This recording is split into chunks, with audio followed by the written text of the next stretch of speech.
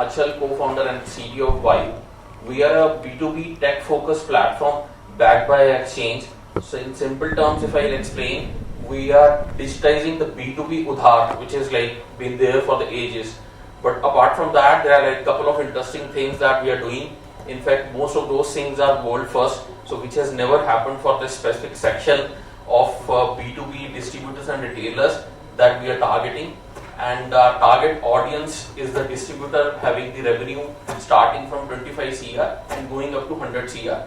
So I'll walk you through the slides and then on the way I'll explain.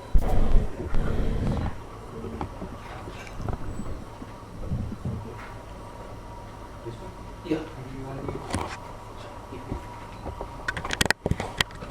Well, let me first explain the use case, what are the problems that we are trying to solve, and what are the existing situation into the market of the B2B which are prevailing within Indian market. So this is the live example that I'm going to show you. This is one of our existing customers from where we have taken the example. We are closely in touch with close to 250 SMEs within North and the South, and out of that we have taken one live example. Here if you see Mr. Jaswinder is there. He is a distributor of FMCG brands. Close to 8,000 retailers are associated with him. He has a turnover of close to 45 CR. Then we do have Mr. Ajay. He is a retailer who is a regular customer of Mr. Jaswinder. And on the third side, we do have a CXO of a small finance bank, Ms. Anjali. So now, if you see from Mr. Jaswinder perspective, the problem are very unique. So what kind of problems he is facing is his retailers have started going to the Reliance Fresh DMart to buy the retail products, which they were directly buying from him earlier. Now the problem because of that he is facing is he is losing revenue, he is losing customers. But what he is trying to do is, what he is saying is when customers or the retailers are coming to me, they are asking for the credit, right? Now if I do provide them the credit goes from like 7 to 90 days, and that's because this market is highly unorganized. We cannot say that okay, if someone is agreeing to, let's say, I'll pay within 15 days, it will go in 15 days. Generally what happens is, even during the payment side, if you see these retailers, what they do is कि check दे दिया और बिल्कुल last moment में let's say the payment terms are like 15 days, तो बिल्कुल 14 days पे वो distributor को बोलते हैं कि सर ऐसा करना, अभी एक हफ्ता ना थोड़ा क्रंच है, अभी ये चेक मत लगाना. So that's how, because the distributors, they are having relations with them, they cannot deny that fact, and that this cycle goes on. So this payment who was actually to come within 15 days, that goes way beyond it, and if you see the average cycle, that goes to like 30-35 days that coming to the market. And on other side, if you see from the retailer perspective, he has to maintain the inventory, he has to take care of like different customer persona, so he cannot lose, he cannot keep his shelves empty. So from his perspective, he needs the product immediately, so that's why he is facing the cash crunch. From other side, from the banking perspective, banks are always there, like everyone knows that banks are ready to provide the working capital to these businesses, but the problem which they are facing is, even to launch these new age kind of credit products, they need to invest within the tech infra plus the sales infra, and the cost could be as high as of 5 to 10 million USD. So these are the three kind of problems which we are facing. Now here where the Vaayu comes in. So what we are doing is we are digitizing this complete end-to-end scenario of the Udhar. What we are doing is I'm paying my distributor on the day one, so that means his cash flow starts improving from the day one. We take care of the collections and the risk, so because we do have the automated processes at the back end, so the complete risk and the expenses or the resources which he was spending on the collection as well, that is also gone. So from the day one he is getting the money in his hand. The third thing is we are right now present across 99 cities within India, so he is getting a chance to expand his business, because whenever you want to acquire new customers, obviously new customers, especially into the B2B segment, they ask for the credit, they do not come on the cash until unless you do have a very USP or very unique product which they cannot find anywhere else. So most of these customers he is not able to expand. Like I think Sonu was referring what the difference between SMEs and the startups, because they are not able to scale. So this is one of the key reasons they are not able to scale as well, because they are not able to acquire the new customers, because they are asking for credit. This guy does not have that much working capital with him. Now coming to the retailer side, what we are doing is we are not charging anything to the retailer. So that means whatever the period we are providing him, either like 15 days or the 30 days, he is getting it like free of cost. But the question comes is how Vaayu is earning his revenue. Now because Mr. Jaswinder, I'm paying him on the day one. Like everyone knows, like we get the cash discount. Customer, the seller says that okay, if you pay me upfront, I'll give you some cash discount.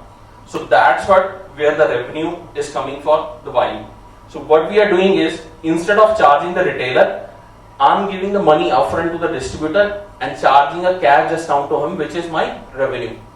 So in this way, retailer is earning the credit which he was looking for, plus he is not like he need not to pay any kind of additional fee. The third thing is he is now also getting the better product discount from the distributor as well, because now his cash flow has started improving. From the banking perspective, if we see, we are building the tech infra plus the sale infra in such a way that the banks can ready to use it. So it's a SaaS-based model where banks can simply come, they can invest their capital in it and then start using it. So it's like plug and play solution for them. They need not to invest into the infra or the sales. So let's say they start on the day one, and let's say after a month, after 2 months, they say that okay, this customer segment or this specific market is not for us, they can simply switch out. So there is no investment as such for them. That's the key benefit that these guys are getting. And on top of it, this is like very simple from the front end, but the back end, the exchange thing that I was referring to, that is pretty complex, and that is also making it as a unique, one of the world first model.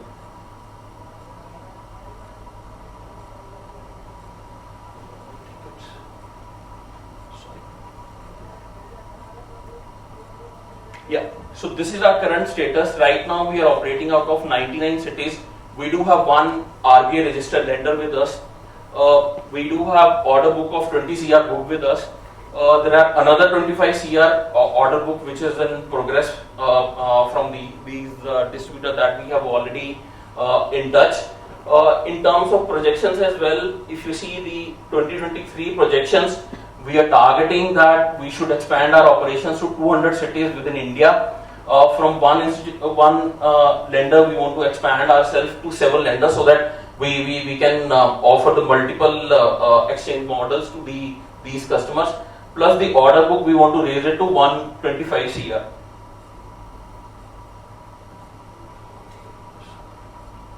Yeah. So this was the exchange model that I was referring to earlier, and this is world first. This has never, although there are like existing players into the market, close to 4 such exchanges exist within India and 1 outside in the Mexico, but they are also targeting the different segment. There is no existing player as of now into the segment that we are targeting from 25 CR to the 100 CR using this exchange technology at the back end.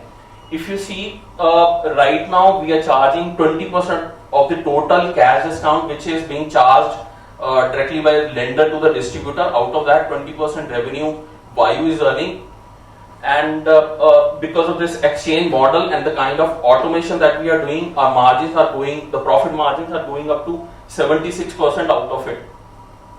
And these are the live examples that we are doing right away.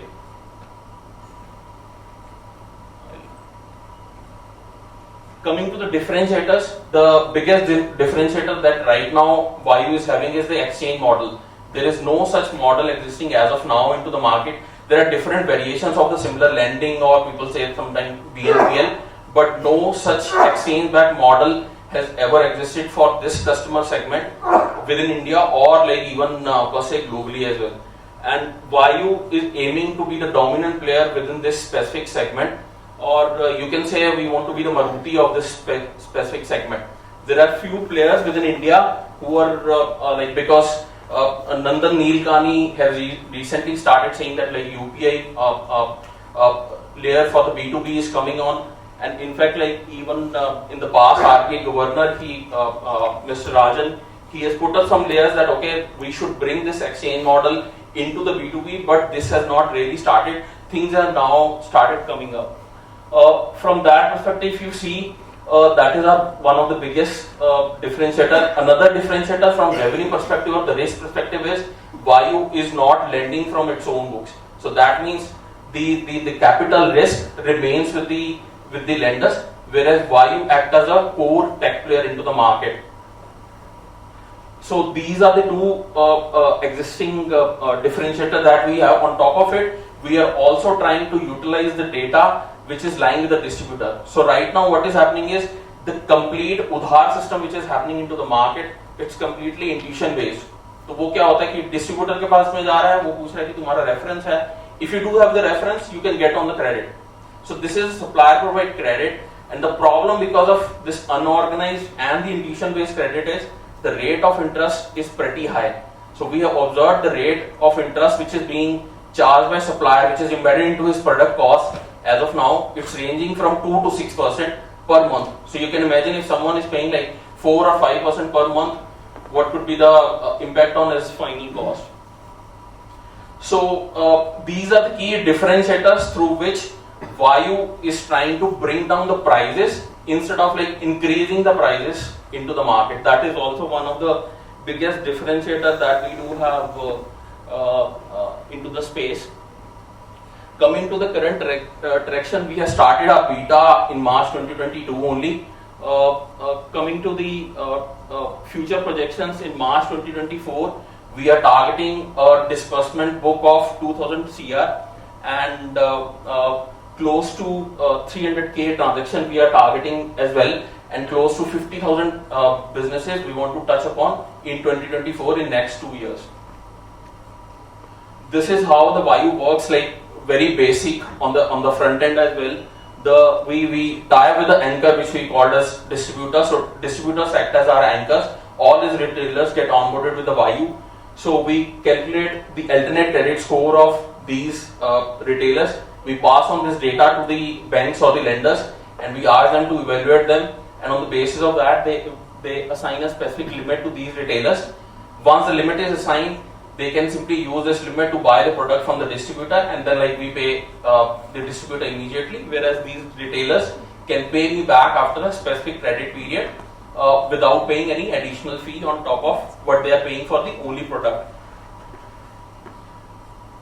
Coming to the team, Atul, who is my co-founder and the CEO of the company as well, he has a past experience of working with the NASDAQ, New York Stock Exchange. He has migrated close to 3,000 institutional investors from multiple, more than 130 applications to a single platform.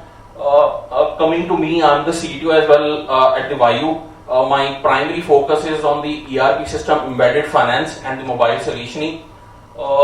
Shiv, who is our sales head, he is a IMK graduate. His core focus is on the sales part and the marketing side. He has experience of working with Airtel Money. He launched Airtel Money with the Walmart way back in 2014 when this whole digitization and the UPA things were happening. So at that moment, Shiv started working on it.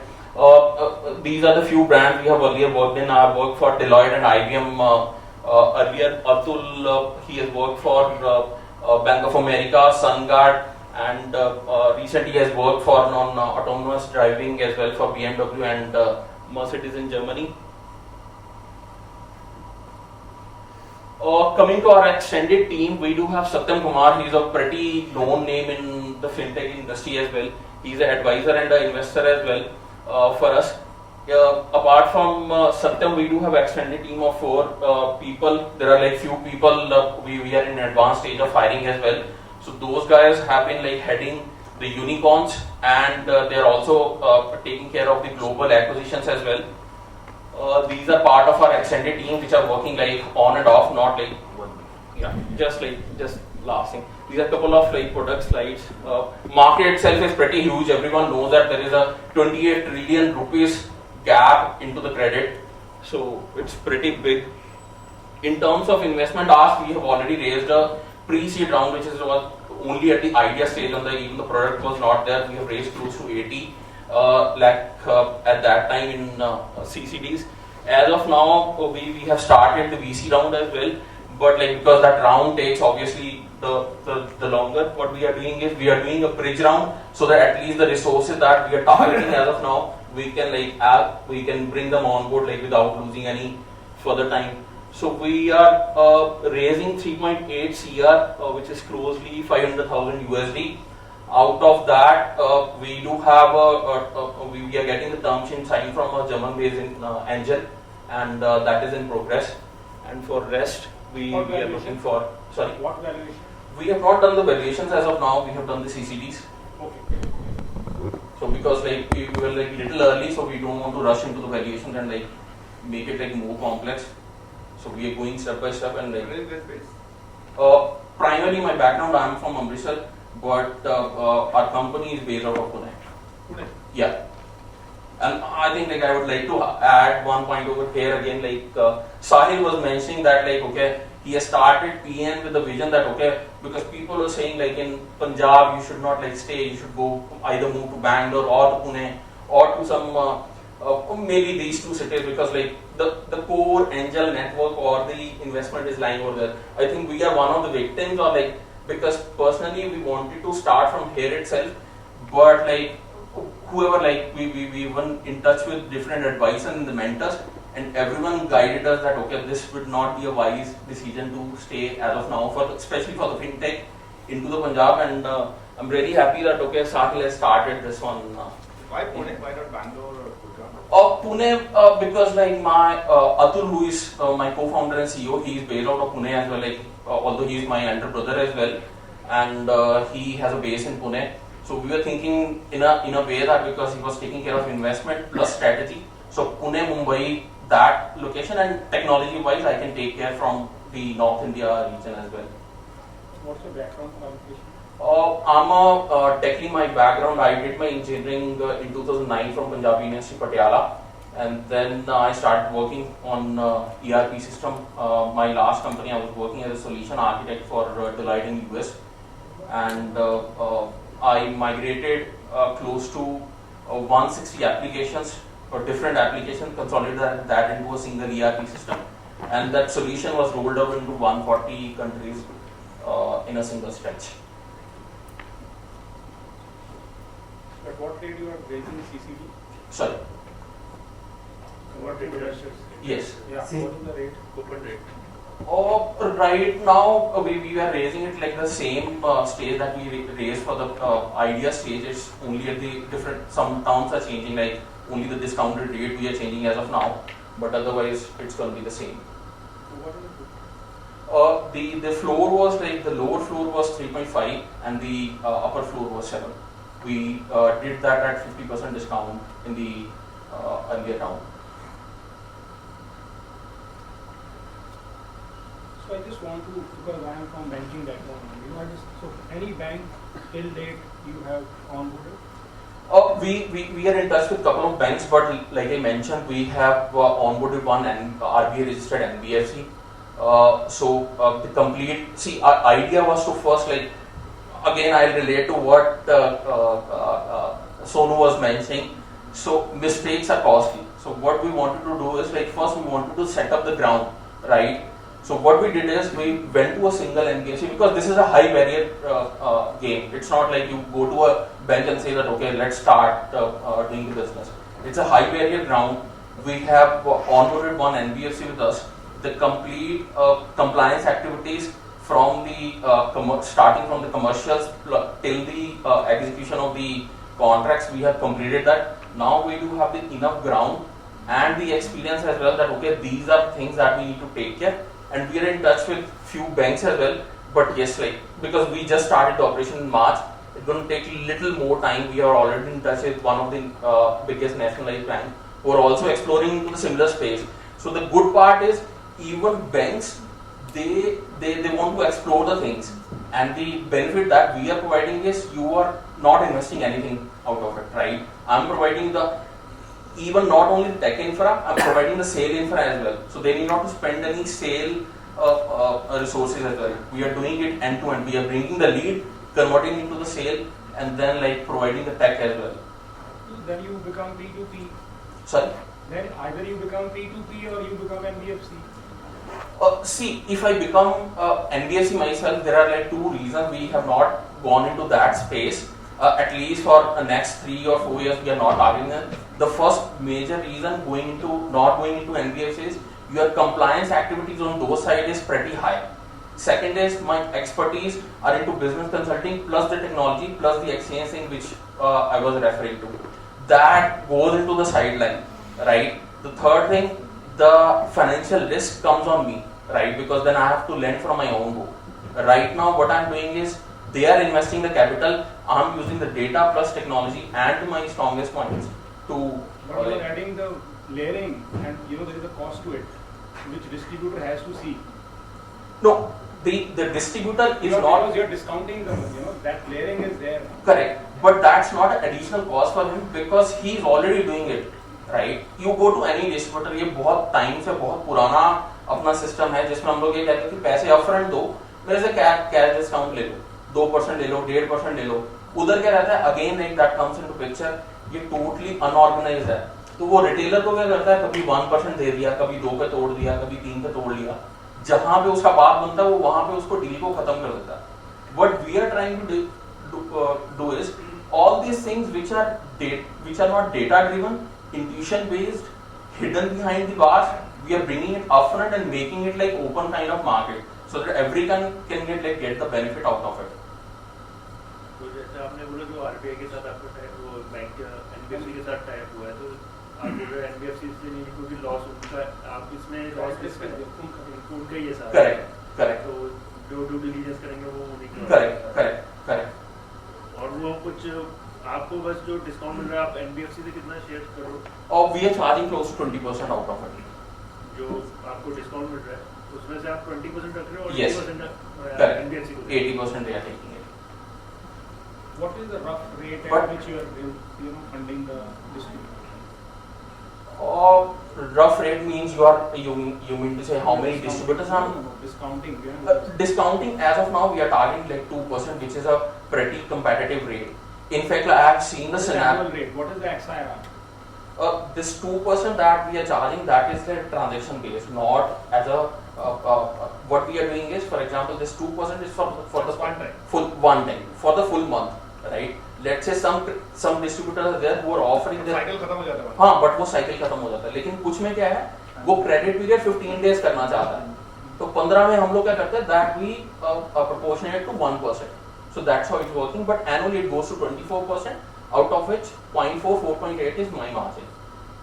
So your goal here is that exchange, right? You want to focus on the exchange Yes. more than anything else. Yes, Yeah, that is the biggest USP that we are building it. That's your moat. Yes, you think that will and be the unique thing about that one is the kind of automation that exchange gonna bring is that will bring down my operation and the other cost margins to very low, and that's how my calculations are that I can get a profit margin up to 72 to 76%, out of which is way higher than the normal standards. percent of what? Percent of my overall margin. And the unique thing is, see, couple of things like this is little personal as well. We observed like lot many things. Sorry. Yeah. So what we are seeing is like generally when we start new things, we want to like copy the things from the West as well, right? A very simple example I'll give you. We were even like very surprised. I was trying to buy a doll for my niece when I was in Delhi, right? तो आप कोई भी doll देख लो, कोई भी बड़ा brand देख लो, everything is Western. You will not find an Indian doll over there. You will find a blonde doll over there. You go to gym, you will not find an Indian person doing the exercise over there on the posters. Everyone is like Westernized. So what we are doing is another, even not only the higher level, even the smaller level as well. अगर आप देखोगे तो जैसे Chandu fried chicken, वो KFC को copy किया, CFC कर दिया, right? So that's why before starting it, our key idea was we will start a venture which will be the world first. It should not be a copy paste of the West. Plus, yes, on top of it, we do not want to like rebuild something which is already there. That's why we evaluated this idea and then we found the ground over there. The challenge is world first is the highest risk for an investor. There's a reason nobody's probably got into this. See, I think like that's where the startups are coming in, right? The scalability, if you see the scalability of the model, the scalability is pretty high, right? So it's not like, okay, I can implement only to a specific segment.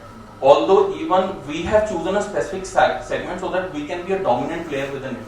But even within that, you can again like design like so many things, right? It's not only that segment. I can choose a customer having turnover of 500 CR as well, right? But that's a different thing. I don't want to go into that scale as well. But if you see from scalability perspective, I think this is the perfect ground we do have. And on top of it, the kind of regulatory environment that India is building it, that's the biggest. No, I believe. The hottest category, right? Correct, but that didn't concern us. That also relates to the question which sir was asking. नहीं, because that's the reason. See, one thing is जो compliance activities यहाँ, that decision of BNPL which they are doing, that doesn't impact us because our transaction is a B2B and it happens directly from account to account, right? The second thing is the reason for not going into the NBFC is another these kind of decision because the kind of regulatory things that government has on NBFCs or banking institutes is completely different from what you do have for the tech. And they are the experts, right? NBFC, they are sitting there for 20 years, 30 years. They are the best people to judge these kind of financial regulations, right? Whereas I can anyway bring a robust kind of infra which I can mold any point of time. That's where my expertise are. I like how you're defending yourself. No, but this is the truth as well, right? And we have taken these points. See, I was working in US, not only me, like whoever is working associated with us, everyone was like sitting at a very cushioned job and cushioned life, right? The only reason to do this was like because from my family as well, my family is a small business family. We have been seeing my father going through these things every day from past 20-30 years. Sabhi ka same. He's from textile, this guy is from FMCG. You go to any sector, the story remains same, which confirmed our point that this is a scalable model across these segments as well. How old are you? I'm 35. What is the team size and how you will capture distributors and retailers? Right now we have 6 people. 4 are working full time, 2 are working on and off. Plus we do have a team of like 4 people who are extended team. They work on like as an advisory basis or mentorship basis. Coming to how we are approaching distributors as of now, we are focusing only one channel as of now. Sorry, 2 channels. One is like in-person interaction. Second is on the digital interaction, that too through the LinkedIn. So you don't have any sales force team on the ground? No, that's the reason because see, our point is we do not want to hire a bigger workforce and then like the way we are listening these days as well, right? People are getting laid off. So we are building a system itself on the ground that this should be automated. The less people but the effective people who are meant for that role should be there. And that's the biggest challenge we are facing till date, that to bring these people, which extended team I was referring to, who are working as a team of unicorns or involved in the acquisition of global firms as well, to bring them on board on the payroll is like something which you cannot like think of. Like we are facing too much of burn over there. So that's where we are looking for this bridge round, so that at least like, because the longer I take to hire people, the longer they will start losing interest. So I don't want to do that. Those kind of people you cannot like find every time. How you are going to be different than Bharat? Bharat Pay, see, again I mentioned Bharat Pay, they are into like multiple things. Right. This exchange model, that's it, this is the world first. Not Bharat Pay or other players are doing it, right? And that too with a layer of embedded finance, that kind of thing. Here is also layering, and there are going to be reservation from the banks, to do the integration. No, see, whenever new things start, there are always friction, there are always... Because it's highly regulated, nobody like to take a chance with a third player or, fintech company to do that. Correct. Secondly, I think if you just look at the profit pool today is only the bank which is having highest profit pool, and they don't have any problem to built in this thing in-house.